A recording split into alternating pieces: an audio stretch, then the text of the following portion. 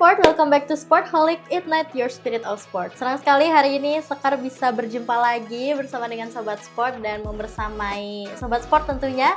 Dimana lagi kalau bukan di Sportholic yang pastinya nanti akan membahas topik-topik seputar dengan dunia olahraga. Dan juga kita akan mendatangkan bintang tamu atau narasumber gitu kan ya, yang nanti bakal sharing cerita tentang pengalaman dan mungkin tentang ilmu yang dia punya gitu di bidang olahraga yang beliau tekuni. Kira-kira siapa narasumber kita hari ini? Langsung aja kita kenalan dulu. Halo Kak. Halo. Gimana kabarnya hari ini? Alhamdulillah baik. Baik. Boleh dong kenalan dulu sebelum kita ngobrol-ngobrol lebih jauh ke Sobat Sport. Halo Sobat Sport, kenalin aku Iksan.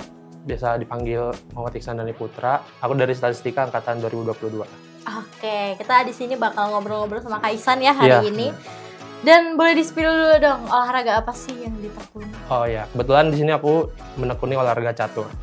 Catur Iya, ya? catur. Jadi kalau yang kita tahu tuh olahraga catur ini kan yang nggak banyak fisik ya? Iya, nggak banyak bener. pakai fisik ya? Bener. Bahkan cuma duduk ya, tapi duduk juga Tapi ambil mikir lama ya? Lama dan mikirnya juga.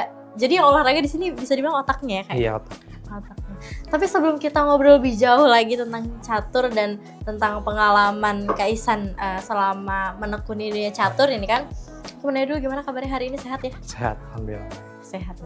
Aku juga mau nyapa dulu Sobat Sport, semoga selalu sehat dan bersemangat juga dimanapun dan apapun aktivitasnya. Dan aku juga mau kasih reminder nih Kak, kalau kita nih kan harus banget jaga kesehatan ya. Istirahat yang cukup, konsumsi makanan dan minuman bergizi, dan yang nggak boleh ketinggalan tuh kita juga harus memastikan cakupan vitamin di tubuh kita sehari-harinya tuh tercukupi. Makanya aku di sini mau rekomendasiin buat Sobat Sport dan juga Kak Iksan salah satu minuman multivitamin yang bisa ngebantu kita buat mencukupi kebutuhan vitamin harian tubuh kita sehari-hari. Ini adalah Oronamin C. Jadi Oronamin C ini punya kandungan vitamin yang lengkap gitu kan ya, dan aman untuk dikonsumsi sehari-hari Sobat Sport dan Kak Iksan. Jadi jangan lupa ya buat selalu jaga kesehatan, ditemenin sama Oronamin C tentunya. Siap ya Kak? Siap. Oke, ini boleh dibawa dulu. Oke, thank you. Oke, langsung aja kita, karena tadi udah kenalan juga kan di awal, terus juga udah nyapa Sobat Sport juga gitu kan ya. Nggak afdol kalau nggak cerita awal mulanya itu gimana sih awal mulanya menekuni olahraga catur ini? Jadi tuh awalnya aku dulu mungkin dari kecil ya, soalnya aku sama papa aku sering main catur di rumah. Jadi karena papa aku yang ngajarin. Terus kalau untuk awal mula ikut lombanya itu mungkin dari SD sekitar kelas 2 atau kelas 3 gitu.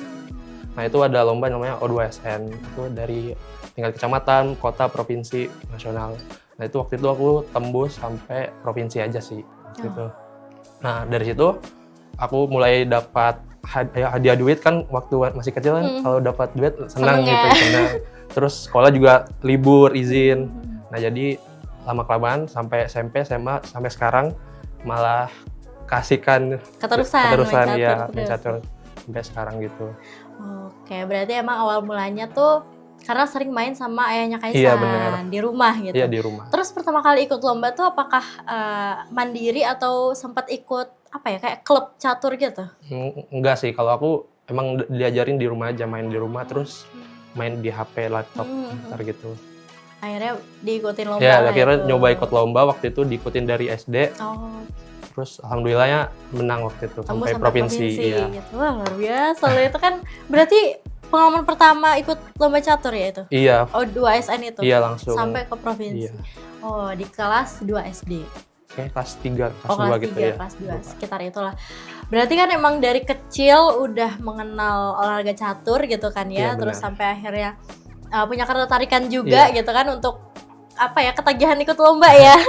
Karena udah ngerasain menangnya, ngerasain pengalamannya, mungkin juga ngerasain punya teman-teman baru juga gitu ya Kak Iksan. Tapi apa sih sejauh ini gitu kan pengalaman yang paling berkesan gitu selama menekuni catur dari SD, SMP, SMA bahkan sampai kuliah sekarang? Mungkin yang paling berkesan buat aku itu waktu awal-awal masuk ke UB. Jadi tuh kalau waktu itu di sini kan ada UKM. Nah, waktu itu kita ada ikut turnamen online, tapi itu tuh diselenggarain oleh Garry Kasparov. Kalau kakaknya tahu, Garry Kasparov tuh mantan apa ya namanya, juara dunia catur. Nah dia tuh punya kayak sekolah gitu, sekolah catur. Nah mereka ngadain lomba online dan waktu itu masih maba waktu itu.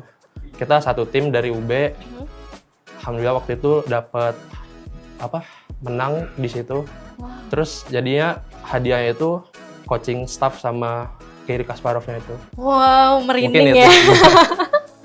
Berarti waktu maba gitu kan mahasiswa baru udah berkesempatan buat dapat pengalaman itu gitu kan ya. Dapat berarti itu kan bisa dibilang turnamen bergengsi lah ya di olahraga antar catur univ gitu kan. Sedunia lah. Internasional ya berarti ya. Benar. Luar biasa dan berkesempatan juga buat dapat juara di situ. Dan akhirnya dapat kesempatan buat di coaching langsung sama Gary Kasparov. Wah, luar biasa. Berarti kan memang dari awal nih kan Kaisan sendiri emang udah ada ketertarikan di dunia catur sejak kecil sampai akhirnya dikembangkan terus gitu kan ya. Support dari keluarga gimana? Maksudnya sejauh ini pasti kan yang tadi Kaisan bilang banyak dispen dari sekolah, itu kayak gimana terhadap hal kayak gitu? Alhamdulillah keluarga selalu support sih.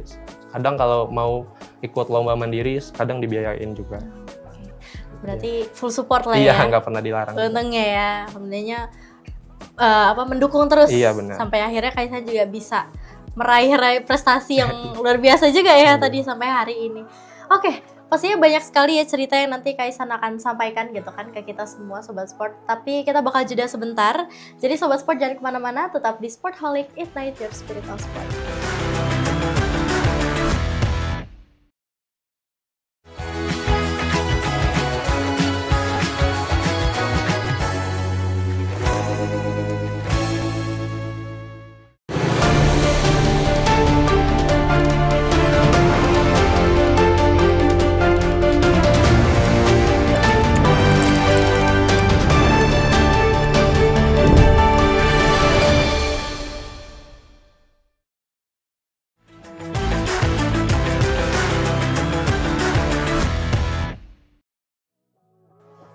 Hai Sobat Sport, welcome back to Sportholic, Ignite Your Spirit of Sport. Masih sama Sekar di sini dan juga narasumber kita hari ini ada Kaisan yang tadi udah cerita lah ya beberapa hal terkait pengalaman Kaisan sendiri menekuni olahraga catur. Sampai tadi cerita terakhirnya yang bikin aku merinding jujur ya. Dan mungkin beberapa Sobat Sport juga kayak wow gitu kan. Itu sampai ternyata sempat ikut juga di kejuaraan dunia ya berarti ya? Iya, hitungannya internasional yang diadain sama Gary Kasparov. Iya, Gary Kasparov. Iya. Dan itu juga waktu Kaisan masih maba. Iya, masih maba. Itu berarti semester 1 apa 2 gitu? Iya, pas libur antara semester keduanya. Jadi bulan Januari gitu. Dan itu dilaksanainnya online ya? Online, kebetulan online. Oke, luar biasa. Nah pasti kan dari Kaisan sendiri dari kelas 2 SD tadi kan mulai main catur kan? Mulai ikut lombanya sampai hari ini tuh sering berarti ya ikut lumayan. Kira-kira apa aja sih yang selain yang tadi ya yang skala internasional, ada nggak sih perlombaan catur yang membanggakan juga? Prestasi apa sih yang selama ini kayak oh ternyata aku bisa ngeraih ini nih gitu? Mungkin yang pertama itu waktu SMA itu aku ikut lomba di Malaysia, itu lomba internasional. Nah, sertifikat itu yang bantu aku masuk UB. Jadi aku di sini masuk UB lewat jalur prestasi. Gitu. Terus waktu masuk UB awalnya nggak tahu ada UKM catur di sini. Terus ternyata di UB UKM caturnya maju banget. Aktif banget, banyak master-master juga. Terus dari situ sering latihan di UKM, terus ikut-ikut lomba. Kadang kita ke Bali, ke Jogja, Jakarta, Bandung terakhir kayaknya. Nah itu lumayan sering juara sih kalau itu sama tim UB. Oke, berarti emang nggak berhenti waktu SMA aja ya. Iya, jadi lanjut. Waktu masuk ke UB juga ngelihat UKM catur di UB ternyata aktif, akhirnya Kaisan ikut dan banyak juga ikut lomba-lomba dari UKM, dari situ, dari UKM juga mewakili UB maupun mewakili mandiri pribadi, gitu ya gitu. Oke, luar biasa.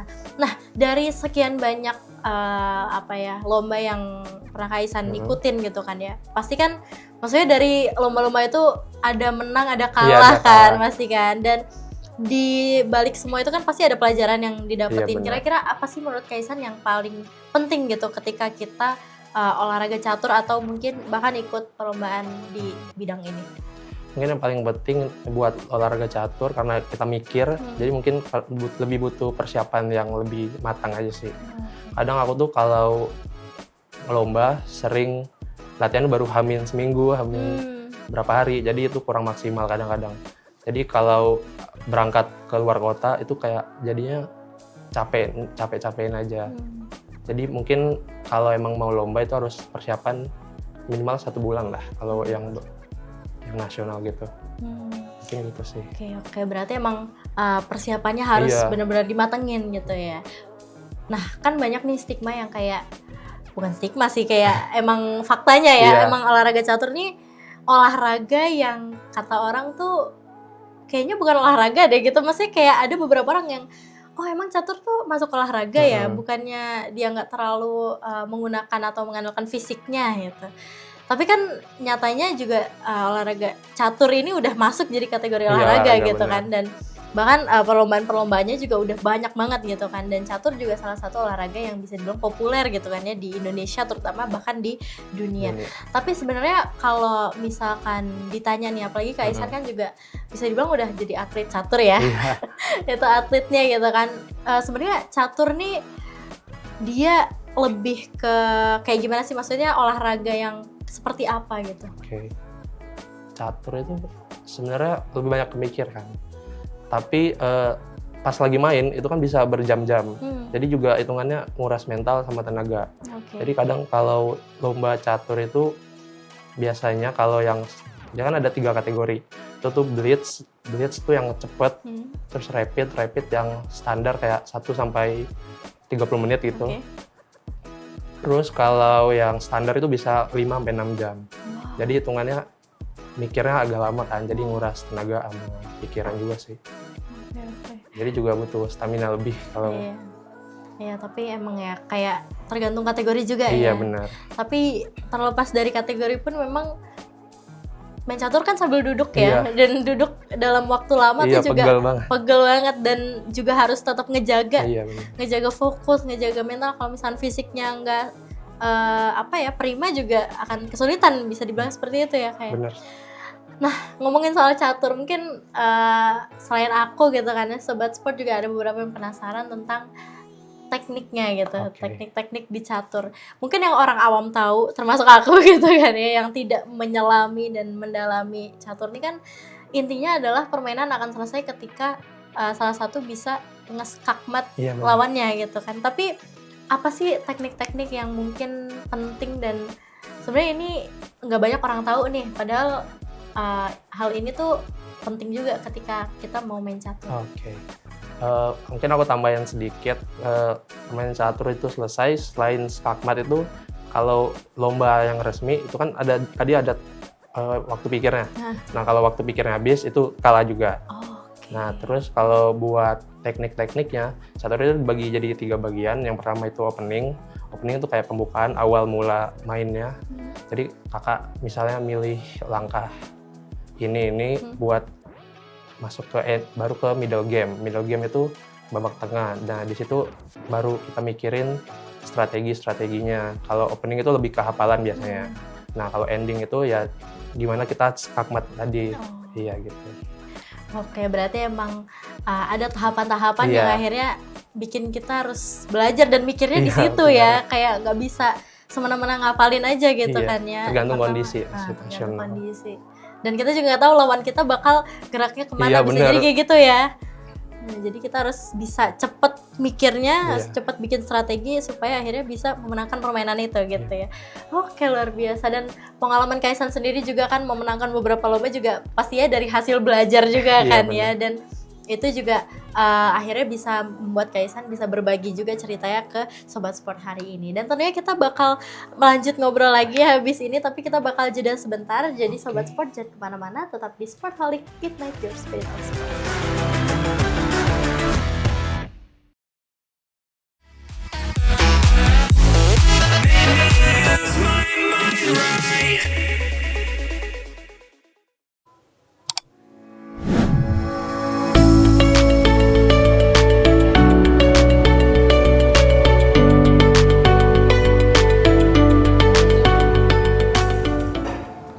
Hai Sobat UB Radio. Halo Sobat UB Radio. Halo Sobat UB Radio, balik lagi sama aku Tasya Kristi di program Jajal Kuliner.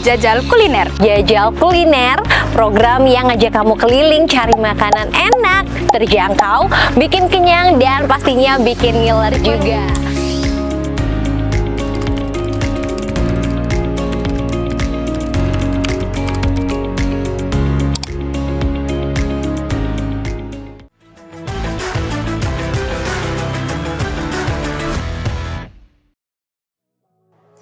Hai Sobat Sport, welcome back to Sportholic, Ignite Your Spirit on Sport. Masih sama Sekar di sini dan juga narasumber kita hari ini ada Kaisan yang udah cerita dan berbagi pengalamannya ya tentang seputar olahraga catur ini gitu kan, dan juga beberapa kali kasih insight juga gitu kan ya, dan semoga juga dari cerita dan pengalaman Kaisan tadi bisa jadi inspirasi dan juga motivasi gitu ya untuk siapapun yang menonton.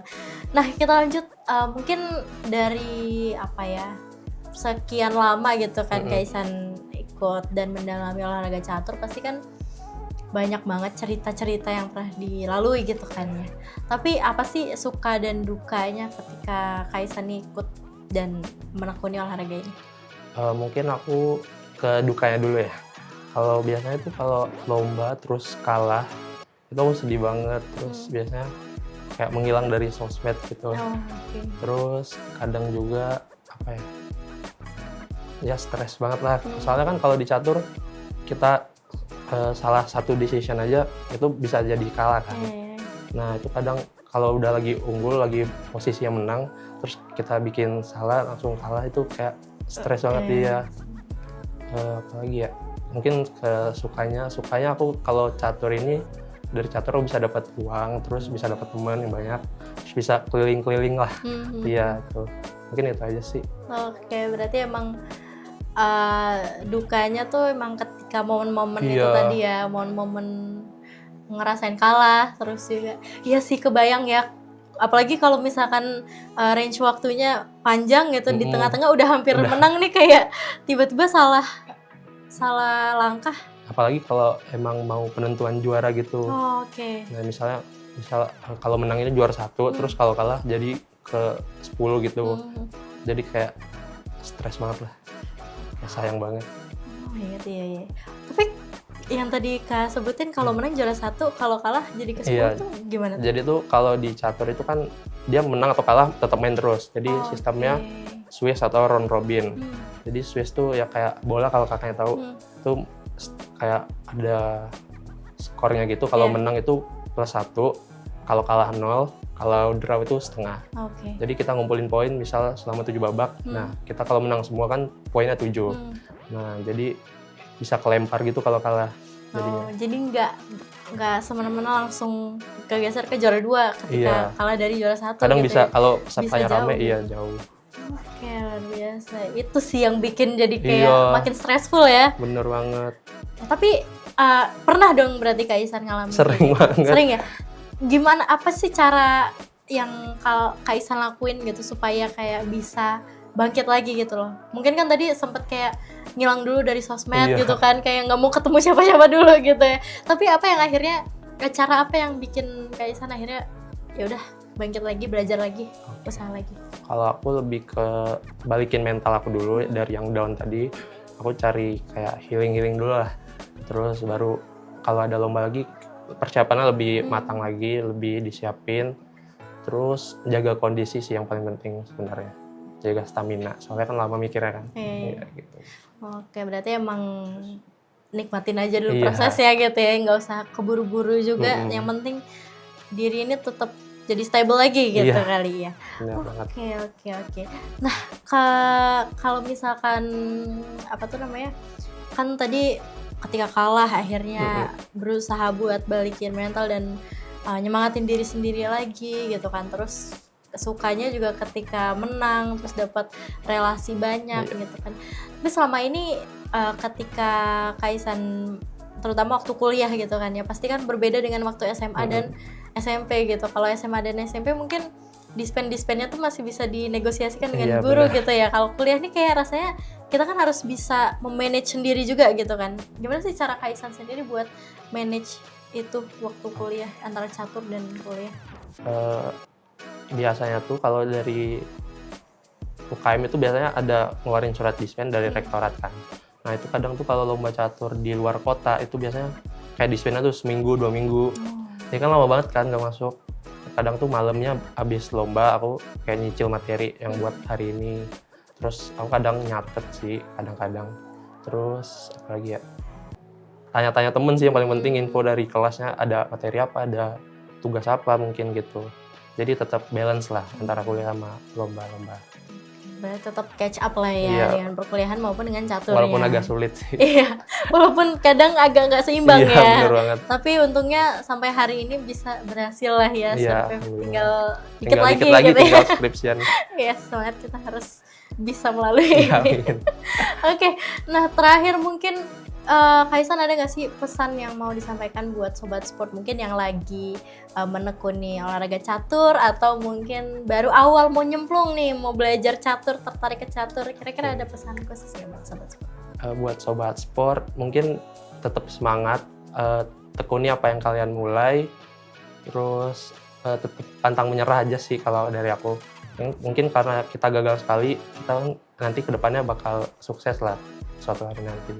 Mungkin itu aja sih. Oke, terima kasih. Berarti yang intinya pantang menyerah Iya, pantang gitu kan menyerah ya, ya. tetap ditekunin dan kalau misalkan pun gagal gak boleh langsung nyerah gitu lah ya. Iya. Pasti akan ada kesempatan untuk kita sukses Bener di banget. ke depan. Asalkan berusaha. Asalkan berusaha.